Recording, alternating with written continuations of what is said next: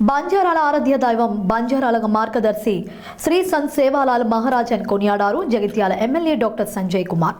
శ్రీ సంత్ సేవాలాల్ మహారాజ్ జయంతి సందర్భంగా సారంగపూర్ మండలం ధర్మానాయక తాండాలో సంత్ సేవాలాల్ మహారాజ్ విగ్రహానికి ప్రత్యేక పూజలు చేసి వారి ఆశయాలు ఆలోచనలను స్మరించుకున్నారు.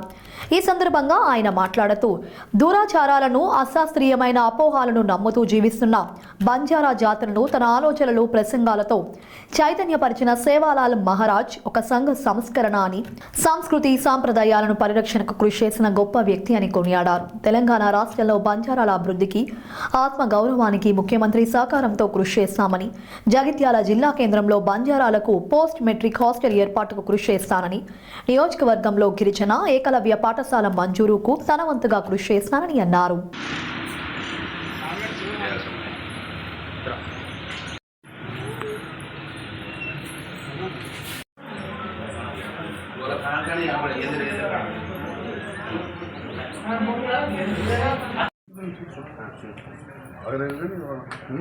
బాగా పరీక్ష చేయదు డాక్టర్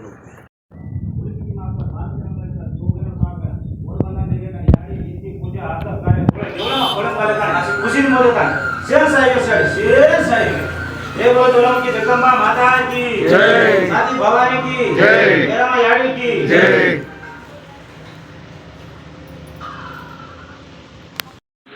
ఈరోజు జగిత్యాల జిల్లాలోని సారంగాపూర్ మండలంలో ధర్మనాయక్ తండా వద్ద మా బంజారాలు నిర్మించుకున్న సేవాలాల్ మహారాజ్, అదేవిధంగా దుర్గా మాత టెంపుల్లో సేవాలాల్ మహారాజ్ జయంతి సందర్భంగా పూజలు నిర్వహించడం జరిగింది.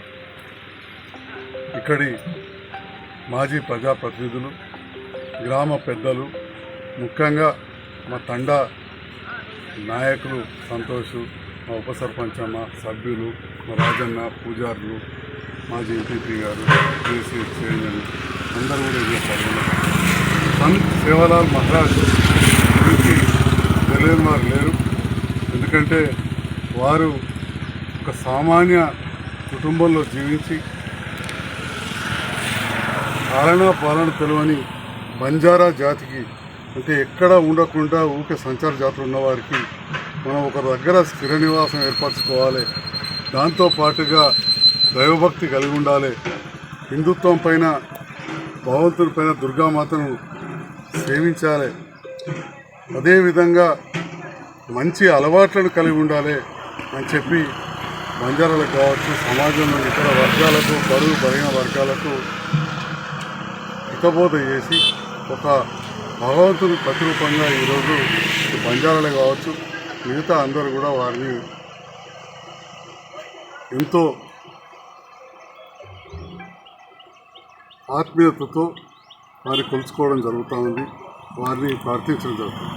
ఈరోజు ధర్మనాయక్ తండలో వారి విగ్రహానికి పూలమాల అర్పించి సేవాలాల్ మహారాజ్ జయంతి సందర్భంగా ఇక్కడ మా తండావాసులు అందరికీ కూడా శుభాకాంక్షలు.